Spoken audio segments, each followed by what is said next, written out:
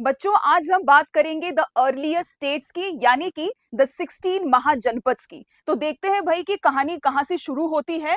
So it starts after the end of the Indus Valley civilization in the 1500 BC. उसके बाद जो है धीरे धीरे जो सिविलाइजेशन है वो मूव होना स्टार्ट होती है पंजाब और पाकिस्तान से towards the UP and towards the Bihar side. और यहीं पे ही इसी टाइम पीरियड में ही compilation of the Rigveda also starts. और यहाँ पे वी ऑल्सो सी कि एग्रीकल्चरल सेटलमेंट्स आना शुरू होते हैं towards the north and towards the south as well. And धीरे धीरे यहाँ पे हम देख सकते हैं यही एग्रीकल्चरल सेटलमेंट्स जो हैं वो आगे जाके बनते हैं क्या, दी जनपद।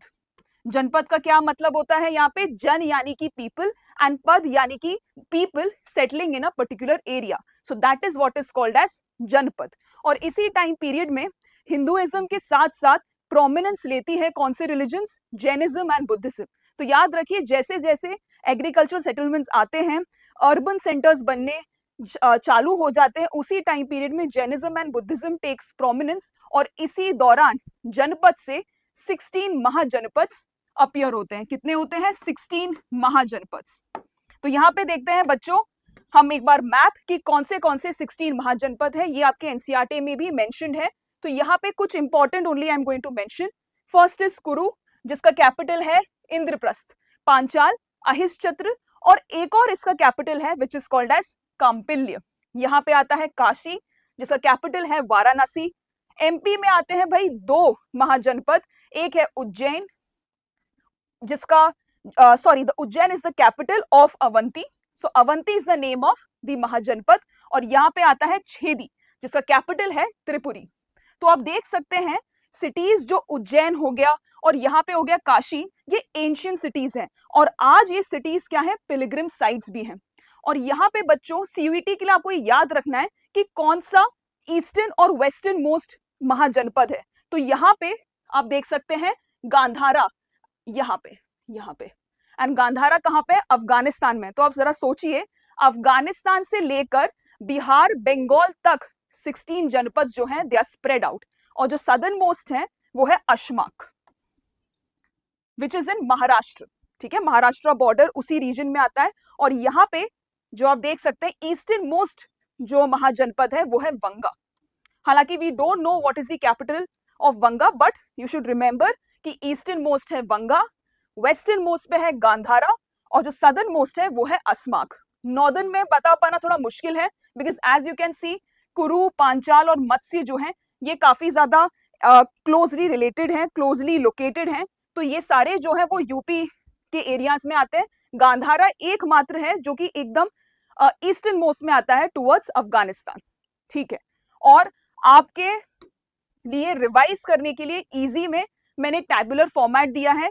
तो सीयूईटी में एग्जाम के पहले बस ये देखना है कि क्या है भैया नाम महाजनपद का और क्या है उसके कैपिटल। तो सारे 16 यहाँ पे मैंने मेंशन किए हैं। हो सकता है कि सारे आपके एनसीईआरटी में भी मेंशन ना हो, तो here you also are getting some extra information. For example Kampilya is not mentioned in the NCERT, तो यहाँ पे आप ध्यान रख सकते हैं if it's asked in CUET.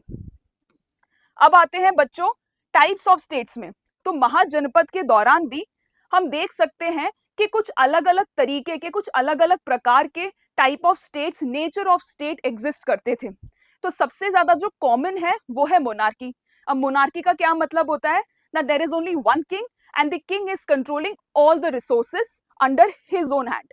तो यानी कि असेंबलीज हो सकती है, काउंसिल हो सकती है, बट लास्ट से किसका है, किंग का है। बट एक इंटरेस्टिंग चीज यहाँ पे ये है, इतने एंशिएंट टाइम में भी मोनार्की के साथ एक और तरीके का स्टेट एग्जिस्ट करता था, वो है ओलिगार्की। और दूसरा कौन सा है, रिपब्लिक। ओलिगार्की का मतलब होता है जब 2 या 3 से ज्यादा किंग्स या फिर काउंसिल बैठती है and then they are taking the decisions unanimously. ठीक है, तो यहाँ पे जो मोस्ट फेमस ओलिगार्किक स्टेट है वो है वज्जी। अब क्या है, कई कबार ये जो वज्जी है या फिर जो वृज्जी है, जिसका कैपिटल क्या है भाई, वैशाली, उसको कभी कभार एक रिपब्लिक स्टेट भी कहते हैं। रिपब्लिक का क्या मतलब होता है, जो गण है, गण यानी कि कौन, जो प्रजा है, यानी कि people are electing their own heads.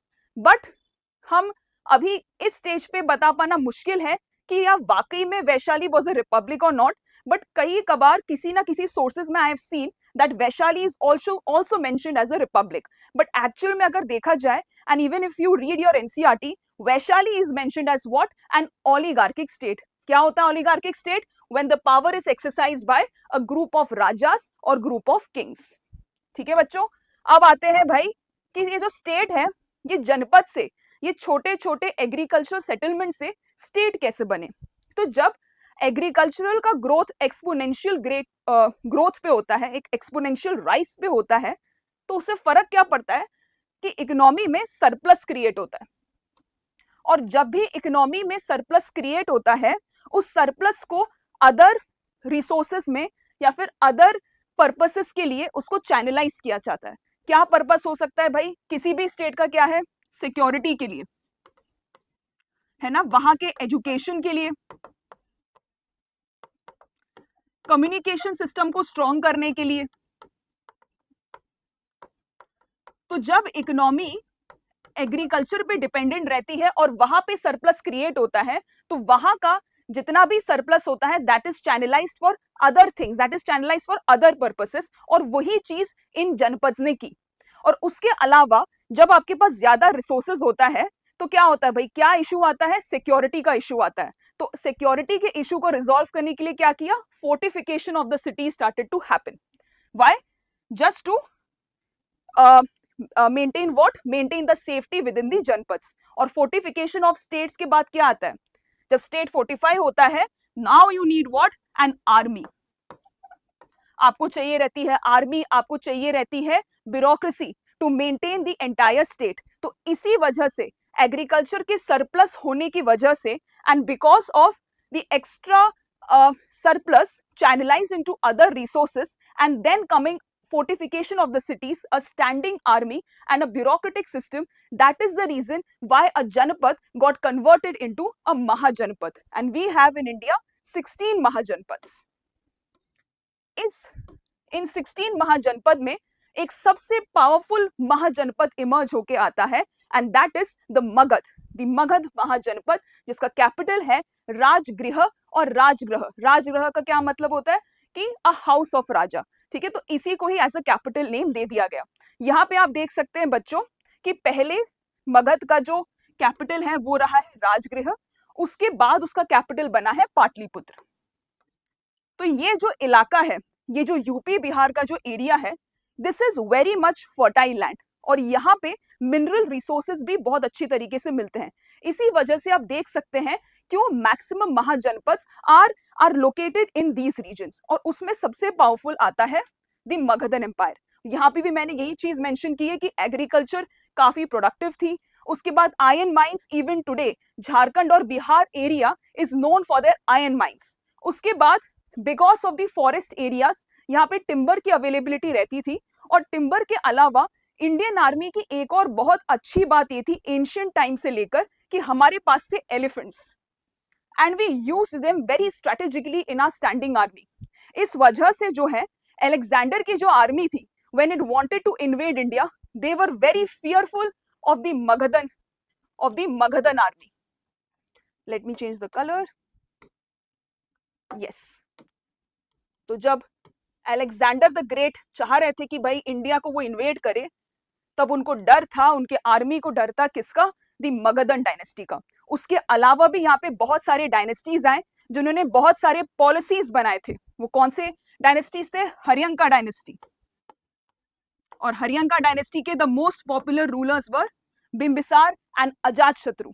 उसके अलावा ये जो राजगृह है या जो पाटलिपुत्र है, उसका ज्योग्राफी ही इतना अमेजिंग है कि that it is already fortified by the hills. तो किसी भी किंग या फिर किसी भी दूसरे महाजनपद को राजगृह को अटैक करने में बहुत ज्यादा मुश्किल होती थी. And that is also one of the reason why the Magadhan dynasty was one of the most powerful mahajanapadas. और आगे हम पढ़ेंगे one of the most powerful dynasties coming in Magadha, that is the Mauryan dynasty. तो आज हमने क्या सीखा? The 16 mahajanapadas of the ancient India.